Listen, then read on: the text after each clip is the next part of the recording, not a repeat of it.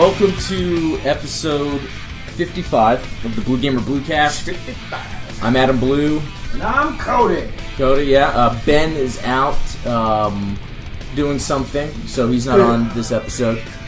But yeah, if you guys want to, you know the drill, bluegamer.net, BlueGamer TV, if you go to youtube.com/BlueGamer, see that you got your pad out. Oh, yeah. OPRclan.com. Yeah, there's that too.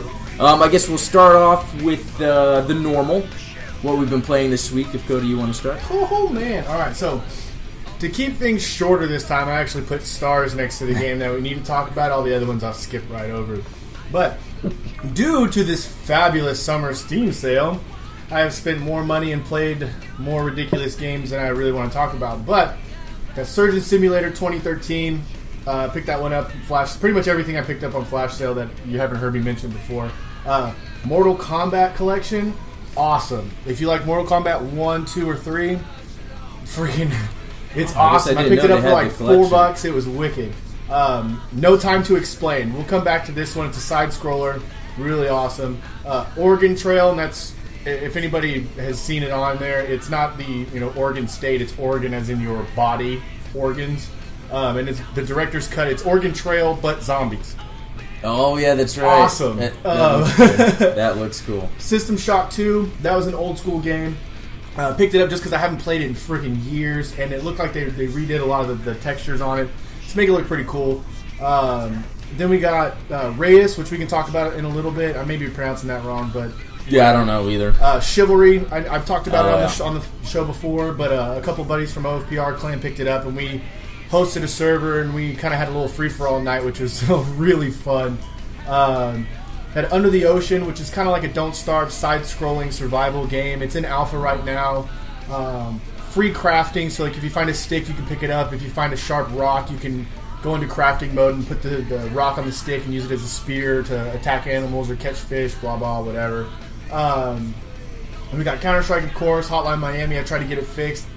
The memory leak problem I talked about last episode, I wasn't having it this time, so I was able to play around with it a little bit more. But I also did some tweaks to my graphics card and whatever, so it could have just been me having some problems with that. Don't Starve again. Picked up Dirt 3 just because I haven't played a racing game in forever, other than the free racing game I talked about a couple episodes ago. But Dirt 3 versus Dirt Showdown, Dirt 3 is way superior. The only thing with Showdown being the newer one is that the background textures a little more updated. But honestly, when you're driving, you're not looking at the freaking skyline anyways. You're paying more attention. Because I played the in-car view so I can see the steering wheel and all the gauges and everything like that. Yeah. So I'm not looking at the behind the car. I don't care about all that stuff. I want a solid racing game. But Borderlands 2, I've already owned that. I picked it up. I pre-purchased that way back when. But the season pass went on sale for like $10 versus $30. So I had to pick it up. I didn't buy any of the DLC. I got Gauge, which was part of the pre-order DLC on Steam. But I didn't have any of like the Tiny Tina's. The weapon. Basically, they added new weapons. I think there's one that like shoots swords or something out of it. It's freaking weird. But then Sleeping Dogs, I picked up all the DLC for like $8. I know me and your brother, Sean Blue, man. There's so many records that me and him went back and forth on. Like you'll just be driving down the street and you'll see, Sean Blue holds the record for the longest wheelie. For this amount of seconds. So, of course, I'm going to spend 5 freaking hours trying to do a wheelie down the street just to beat your brother. By the way, I have 40 headshots over his 9. Completely destroyed your record there, Sean. So, get back on the game there, buddy. But back to the one that I'm most impressed with. And this was actually a Greenlight game. I know you guys by now probably picked up on the fact that I'm just obsessed with these indie Greenlight games. No Time to Explain. It's a side-scroller. Your character changes constantly because you're going through different time portals. But basically, it starts off you from the future. You kick in the side of the door, and you're just, no time to explain. And a freaking crab arm comes out of nowhere and drags you across the screen. And you're sitting there just like, huh? And then you go and basically try and save yourself. Like, you're trying to save yourself from this peril, ultimately reverting back to you going back to tell yourself that you need to save yourself. And it's just a never-ending loop. But the levels change every time.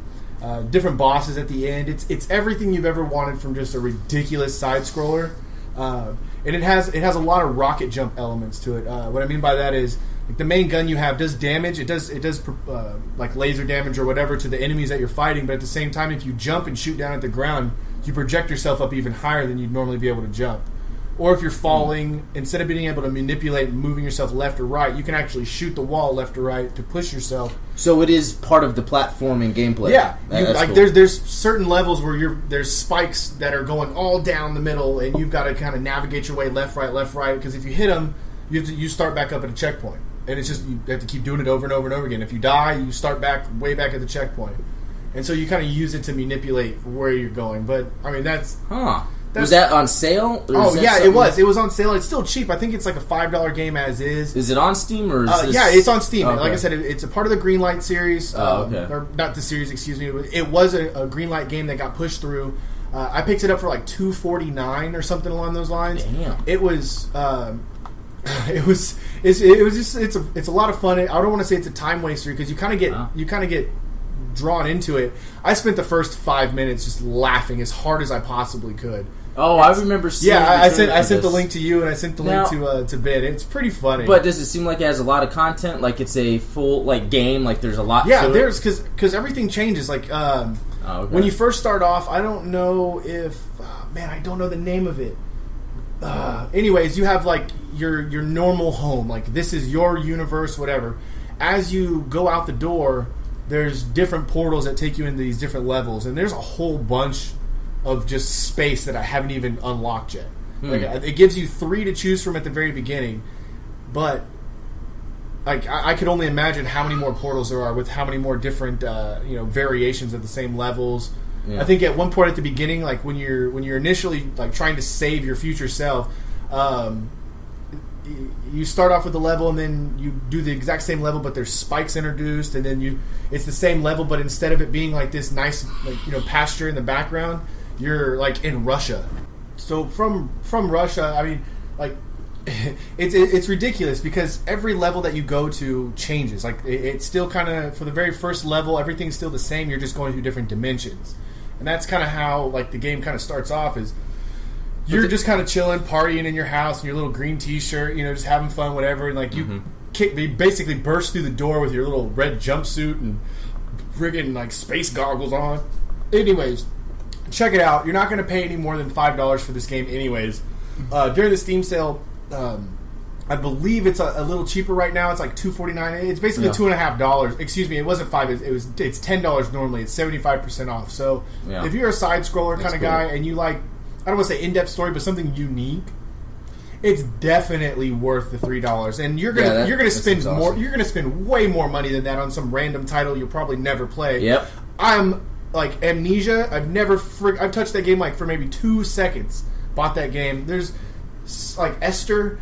I bought that just because it was like $3 and I've never played it. I paid $3 for this and I was literally laughing. Okay, cool. I was laughing forever. Well, that actually reminded me of what I paid for. Anything else? No, that's that's the only 14 games that I listed off today. Well, it's funny because this past week I didn't really play anything major. Like I didn't get myself involved long term or something. For some reason, I was just into playing all these little smaller titles. One of them getting fun, man. I'm telling you, like the indie games, and we keep saying it over and over again. Indie games are becoming better. Mm-hmm. I don't know how else to say that. They are like a AAA game from 1990. Right. That's exactly what it is. It's our childhood all over again, and it's so much fun getting to relive. And I'm going to call them the cartridge era. But it's so much fun getting to relive all that, but with better graphics and more responsive controls, and not having to blow into the fucking cartridge every time you want to play it. So what I played, and here's the thing, I'm in a position where I can't be spending money on all these summer games. Yeah. But I'm picking like really, really cheap ones up. One is McPixel. Yeah, that's like what, $1? Have you played it? Yeah, I bought it too, and it's like over 100 different scenarios or something. Yeah, like that. It reminds me of like King's Quest, but like the parts I love of King's Quest, where you're in a map or a section where there's actually something big you do, not just dialogue. So it makes no sense. It's like you have to figure out pretty much how to stop a bomb from blowing up. Some scenes they show the bomb, some it's hidden, but you just got to click the right places, and so you're doing it over and over. It's like trial and error. And so I was sitting there playing it, and I was just addicted. Then my daughter saw it, and she thought it was awesome. She she actually, with this keyboard and touchpad thing, she was playing it. Really? And she would, and with her child mind, she was thinking of the weirdest things to do, and it would work. So, like, if you couldn't beat a level, you just call your daughter and she... Well, yeah, she was playing with me, and she there was a level where you're in a cabin and there's a TV, and she was so fixated on the TV. She's like, pick up the TV and put it somewhere. I put it on the guy, nothing. And I was like, okay, I'll put it on the door, and then that solved it. Really? It's like the child mind is, like, thinking differently. But it's off, I guess, based off of MacGyver. And like McPixel was a Greenlight game. That was, okay. That's cool. I'm telling you, these Greenlight games are becoming... I don't want to say popular because they're not multi-platform. You can't pick up a Greenlight game on Xbox 360 or the new friggin' Xbone or any of this other crap. Like this is specific to Steam. Mm-hmm. Now, another thing too is it's only $100. Now that might sound like a lot of money, but for an indie developer to pay $100 to put your game on Greenlight so that people can see it, I mean, you may not get voted to be in the Steam store. For them to sell your game, but at least for $100, you can put your name out there. Because I think before it was like $25. Yeah, and so anyone was just putting crap up there. Yeah, and now they've regulated a little bit more. It's there's a little bit more to lose. I mean, $100 is a lot of money. Yeah, but this time you're being serious. You're like, okay, guys, this right now is worth us $100 to put and up. Since they've done that, the quality of these indie games have been phenomenal. Yeah, it definitely. Like McPixel was probably I'm. Now it's a funny game. No, I know it's hilarious. It's at the lower end of the spectrum, but it's still a great game. Yeah, they had a really good idea. It has that charm to it. The music is fun. It's just that's interesting. So other than that, I've been playing FTL as well. I finally got to the last, but actually this whole time I've been playing on normal. I never played on easy. Oh, okay. So I played on easy and I got to the last part, and I died immediately, like the first ship, because I guess at the end you have to fight more ships, and I got obliterated. But before then, I was like a badass. Now this is with the second ship I unlocked. The second ship you get. The NG? Yeah. Okay. Yeah, I got further with that, and I was figuring it out more. Like, I actually spent most of the time upgrading just shields, and then I would have a drone that would just attack it. So it would lower its shields, and I would use a plasma burst. So, dude, FTL's great. Other than that... we could do an entire show on FTL. Yeah, we could. I played some more Binding of Isaac. I was in the mood for the roguelike thing. Binding of Isaac, I can only play it in chunks. Really? For some reason, it's just like I get bored of it really fast and I just stop. I get angry. Angry is part of it. I've rage quit Binding of Isaac so many times. Yeah.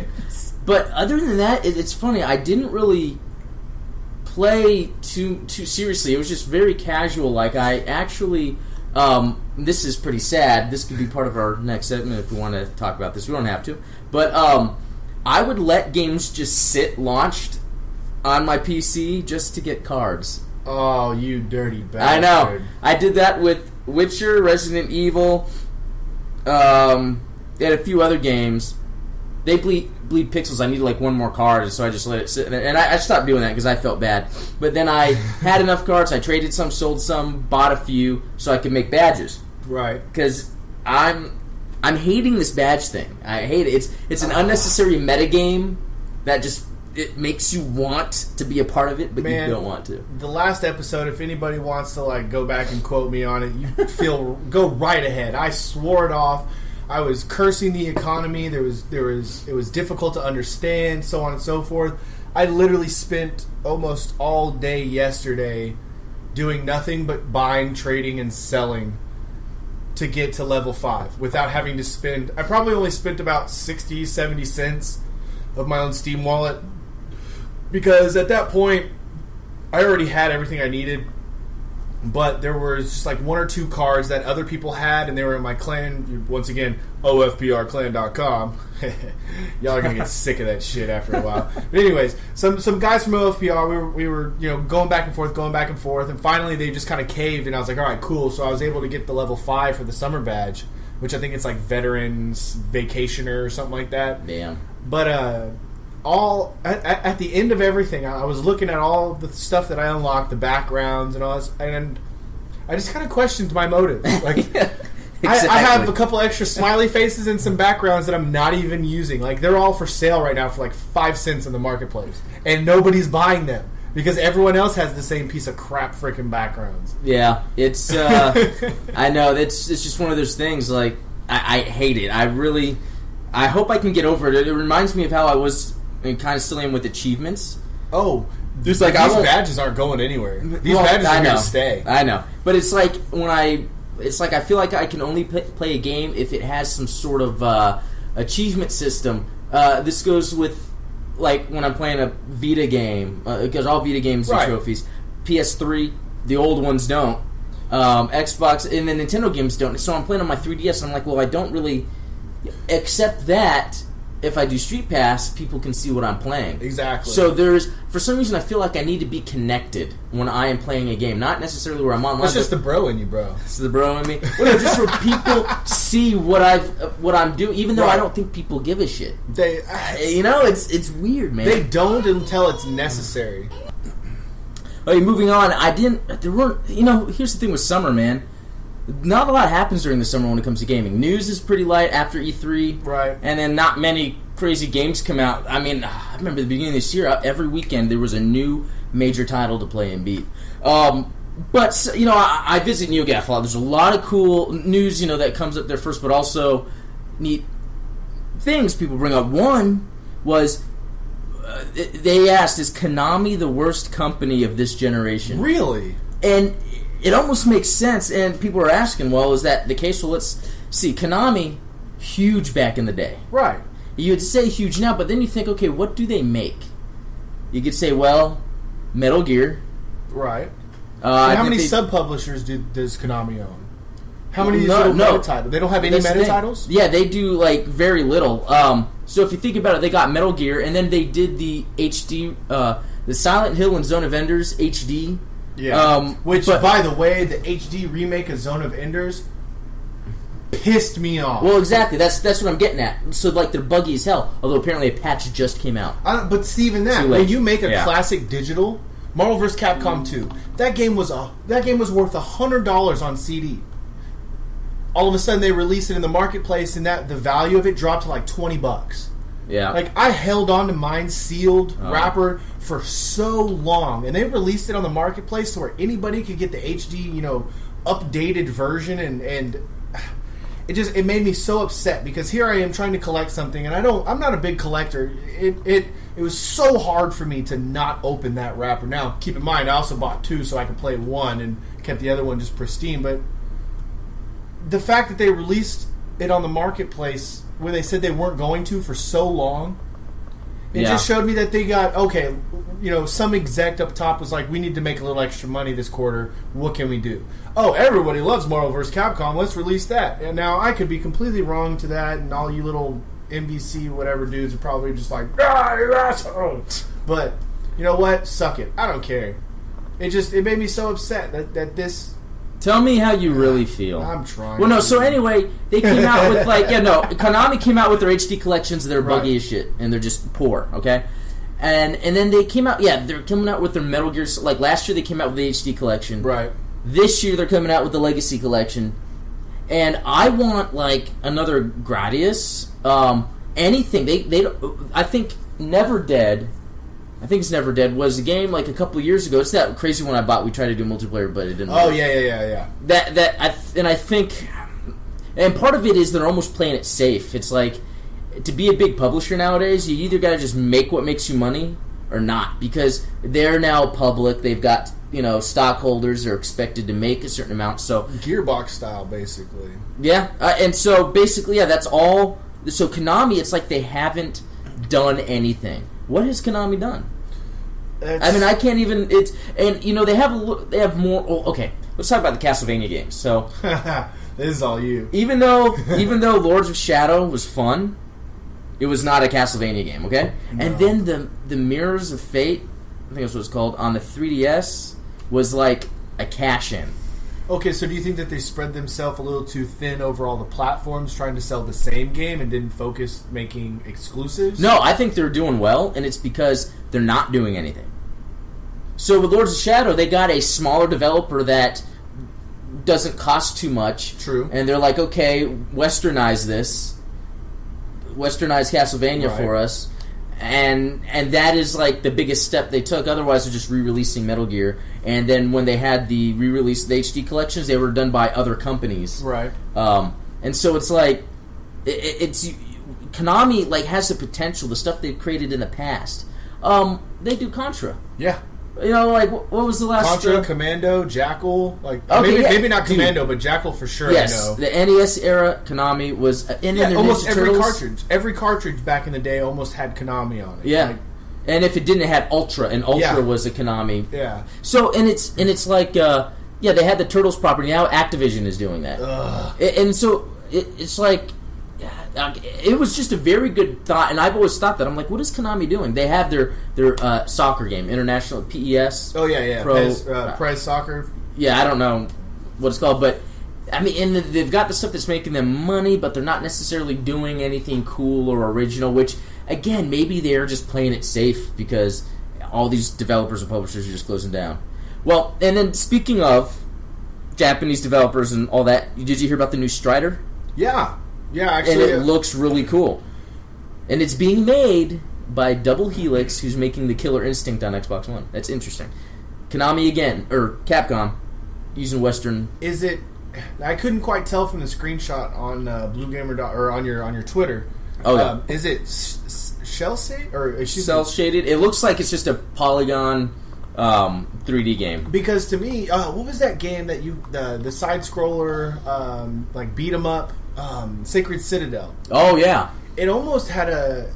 That one had more of that cell shaded look to it. Yeah, like, and I didn't see the full on trailer for it or whatnot. And I know it's supposed to be like a Ninja Gaiden style title, but it's a so it's a side scroller, right? And they even released the map because it's a full on Metrovania style game. Oh, okay. So it's a side scroller, and the action looks awesome. I'm trying to show you, but freaking IGN wants me to watch 20 minutes of Assassin's Creed 4 because it apparently no, I don't know that it's coming out.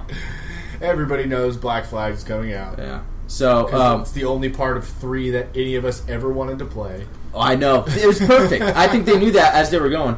But I kind of see what you're saying, though. It does have that little bit of the cartoon look to it. But you know what I've noticed is a lot more games have been able to increase the frame rate for these very high-end, very sensitive, I'll call it, where every keystroke matters or button mash matters. Yeah.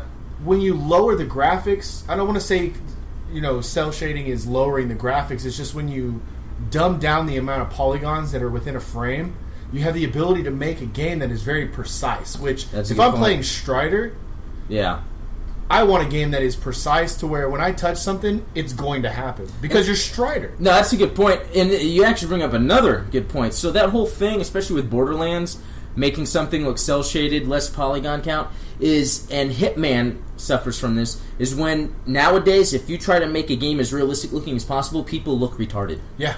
And Hitman suffered from that, and so it's easier to make things like Dishonored had more of that style. BioShock Infinity, same deal. Exactly. It's giving somebody that cartoon element because everybody.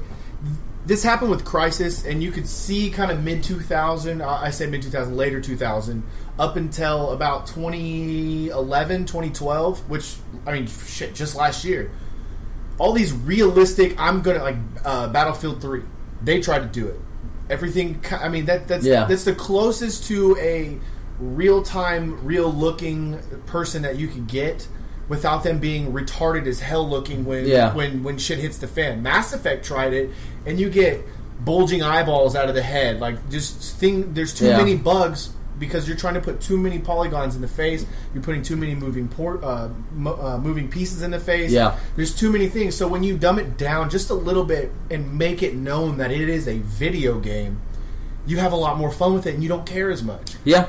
Because Dishonored, people's hands were the size of freaking gorillas. Yeah. But nobody cared because it was brushed off as that's the art style. Yeah, and it works, yeah. You see, I don't know, I mean, this is a video game podcast, I know, but like with anime, their anime doesn't try and make people look real. It's the artist, whoever's creating the game, depicts what they want. It's that's a good point. I would even say comic books do the same thing. Yeah, exactly. 100%. And I approve. I seriously, I put my freaking Cody stamp of approval on this Strider game. because it's what I would want out of a Strider game. Yeah, exactly. I think it's great. I mean, when it comes to these old school style side scrollers that are very difficult, we've got Volgar the Viking, which is on Greenlight, and which I love. It was a Kickstarter, and it plays like Ghosts and Goblins. And that same company, they made the Shinobi 3DS, and it is awesome. But they're not that popular. It's like putting a game like that on the 3DS. That's why with Volgar they're going for like PC. Right. And I guess it's funny. Strider is going to be on every console except for Wii U. Which is funny, they're leaving out Wii U, but again, it's going to be on every console, so we're getting the wide appeal for... Is it going handheld for Nintendo? No, not even Vita. Okay.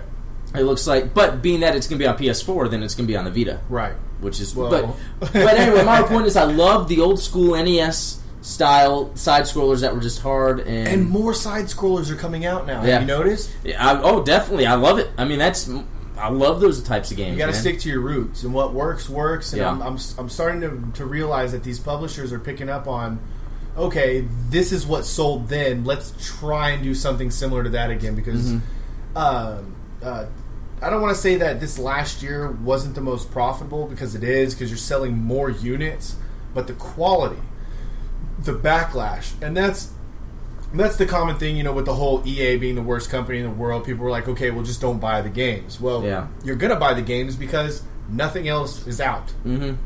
But at the same time, we're buying the games to entertain ourselves, make them more entertaining. Yeah.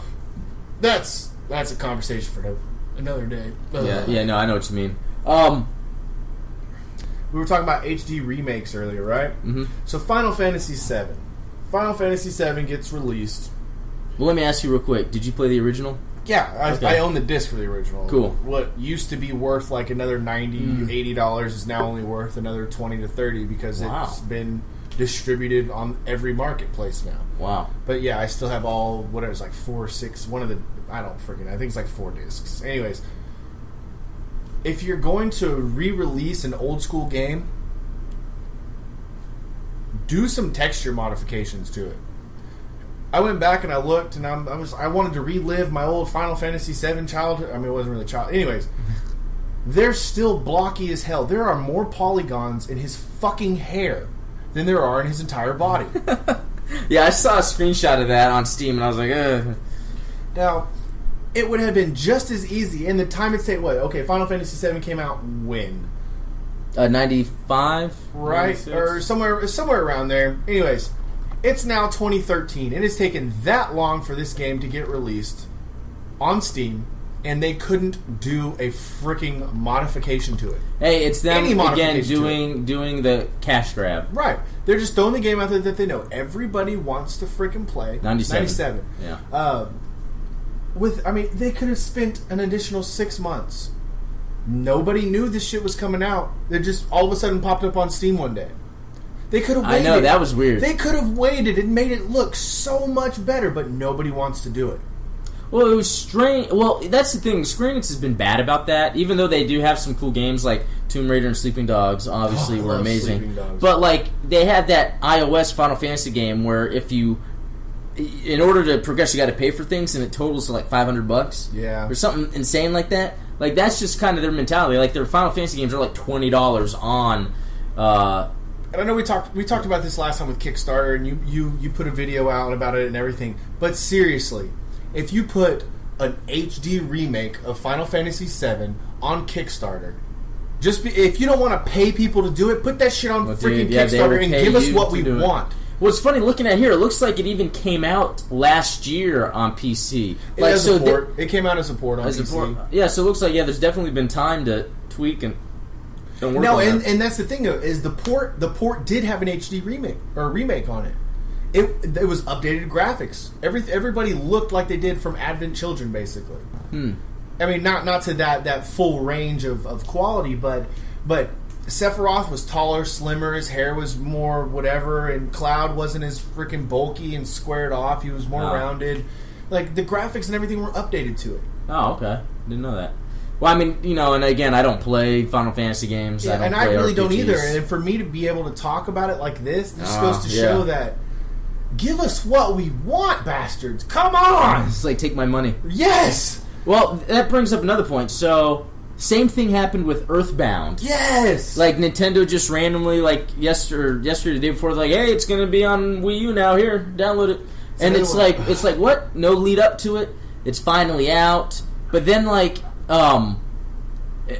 it's out and everything, but does that mean anything in the long run? Does that mean they're going to try to get, like Mother 3 is another one people want over here, but right. I don't play. Did you ever play Earthbound? I have the cartridge. Yeah. Wow. It's one of my rares. Wow. Yeah, I don't have it. I've never played it. It's just I remember back. It's a great game. Well, I remember back in the day looking, in the magazines when it came out, and I was just like, yeah, it looks like an RPG. I don't care to sit around and take turns, run, magic, attack. No, it was a really legit game. It was, I don't want to say it was ahead of its time, but being able to navigate. There's a I think it's called Evoland or something like that. If anybody cares about RPGs, it's definitely a game to buy, because the thing that you're unlocking in this Evoland is you're unlocking the evolution of RPGs over time. So every time you find a chest, you may go from monochrome to color. Yeah, and it was even on sale on Steam. I got it when it was on sale. It was like $3.50 or $3.75. Yeah. It was really cheap, and I was like, you know what? I'm not a big RPG fan, but I'm a big fan of evolution of games. Yeah. And to pick this up to like the very beginning of it looking like, Pokemon, like on just the original Game Boy before they had Game Boy Color, and then to find a chest and unlock, and all of a sudden, poof, everything's in color. And then, poof, extra sounds are added. And then, poof, your character becomes a little bit more 3D-ish. And then it's just as you get further into the game and you unlock more things, by the time you're done, you're playing a full-on 3D, RPG. When you first started, you were playing a top-down, left, right, up and down style RPG, like Link to the Past or something along those lines. That's pretty cool. The gameplay is good? Gameplay, I didn't spend too much time on it. Like, I loaded it, and I was, whatever. I was in the middle of playing Sleeping Dogs, just trying to beat other people's records and whatnot, so I was more focused on that. But I'm definitely going to get into it this weekend, because it's not a game that I think I want to just play it bit by bit. It's one that I'm going to end up playing all the way through, because it says a short story, so I don't think it's a very long game at all. But that could also be a complete fabrication as well, simply due to the fact that games really haven't been out very long. Well, and then it's funny because, like, I'll see these games that are real cheap and think, man, they're going to be, like, some games, I beat them in, like, an hour. Right. But then stuff like Super Meat Boy, you could put, like, hours into that. It's like, I hate that game. I know, so you never know. I love it, but I hate it so much. I love it, It's one of my favorites. So you never know with those lower-priced games if they're, because I hate it when they just end sometimes. Yeah. It's like Firefly. Oh, the show. It just ends. Just ends. Which, by the way, I think you mentioned one of your Weekend Gamings or whatnot that they're coming out with. You said a mobile Firefly? So it's going to be on Android and iOS. It's pretty much an online MMO. It's just you have your own ship and you're a captain. So it's going to be like Farmville. Makes me sick. Yeah, I know. And I was saying on the Weekend Gaming, just a badass third-person shooter with flight elements where you're, Nathan Fillion's character and he does the voice acting. Everyone would love that. It would. Dude, I would freaking love that. Having it, like, do you remember, Planet Side?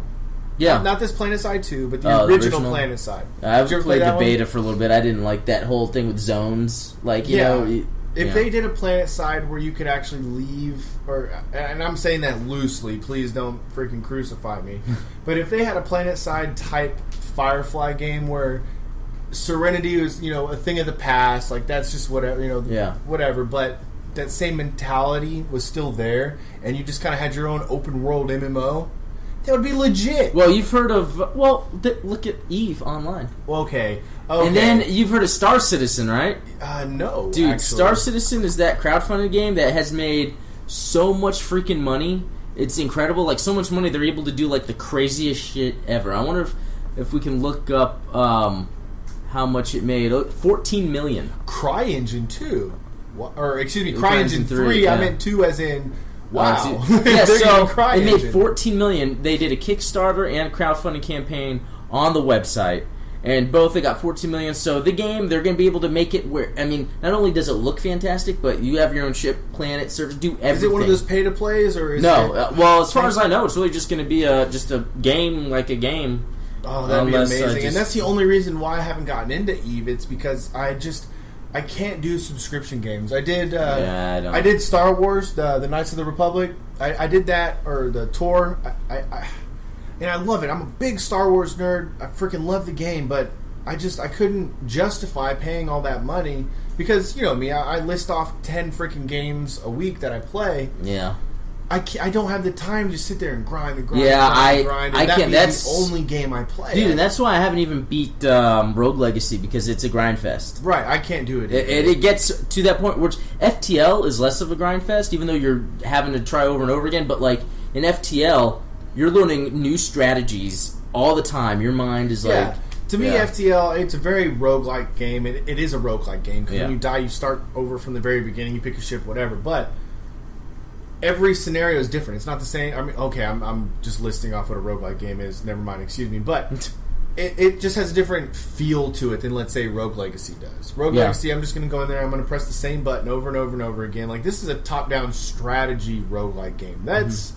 I don't want to say different, but that's, to me, what I feel a roguelike game should be nowadays. Yeah, dude, like, I'm now more into that genre. I think that's going to be explored more within the next year. It needs to be. It really does. After like, Isaac and Rogue Legacy, and then on the mobile platforms I've been seeing some, I think we're going to see these more, and I think they're going to be, like, bigger in just overall presentation. They're trying right now to port FTL to the iPad. Wow. It's just... If you've noticed, FTL is set in a specific resolution. You can't make it bigger. You can't make it smaller. Yeah, I noticed that. It's how they made the game. So to remake that on the iPad, it's going to be ridiculous. It's going to take a lot more work. But touch controls, man. I wonder if they got it on the Surface, because I know some games like Civilization 5 use touch controls. They don't, and they've specifically said that they're trying to figure out the most fluid way for you to be able to touch the screen and it react and do exactly what it is you need to do. Because, I mean, we all know you can just pause the game and so on and so forth, but nothing is more accurate than a mouse click. Yeah. That's what this game does. It offers you the ability to use your keyboard and or mouse. I use both, because if I need to, I flush out a room that's on fire, I'm like totally opening up all the doors and saying sorry to my guys. But once I got later on, I realized how important having the hotkeys while I'm like moving my mouse places, because as I'm moving my mouse one place, I'm already queuing up what I want it to do when I click. The only thing I wish that FTL would do is allow me to reorganize my guy on the trees. Because, you can use the F keys to hot select which characters you want. I wish that on the bar on the left you'd be able to drag and drop or move, your characters into who gets to be F1, who gets to be F2, so on and so forth. See. Because I try and do a multiracial, ship. Like, I have a human typically piloting because they have no advantages anywhere else. I have, my Engie guys in the rooms because they do 50% extra engineering but 50% less melee. I have my Mantis guys kind of in the middle so that if we ever get attacked, I can get to anywhere in the ship just as fast. But I want to be able to do, F1 is always pilot. F2 are always my, my repair guys. F2 and 3, F4 and 5 are always my melee guys. So I want to be able to move these guys in that tree wherever I want, because I want to know. Basically, it would just allow me to select them faster. Now, I could just be talking shit and whatever. No, I think that makes sense. You need to learn how to, pay attention to your crew better. Well, I'm a captain. You pay attention to your crew better. I want to fucking do what I want to do. That makes sense. And that makes me want to play an FTL on a larger scale. Let's say you have a ship like the Enterprise with hundreds of people on it. I want to drag and select, move a group of 5 to go down to this planet, and then StarCraft FTL. Yeah, that would be totally. Anything else, man? I'm kind of done for the day. Let's get our bro up on. Okay. All right. Well, I guess that's it for the Bluecast. Not too much going on. I guess we're gonna go ahead and bro up from Jamestown. So, we can talk about cards if you want to. Nah, I think that's it. I'm ready to blow up. Yeah, I know.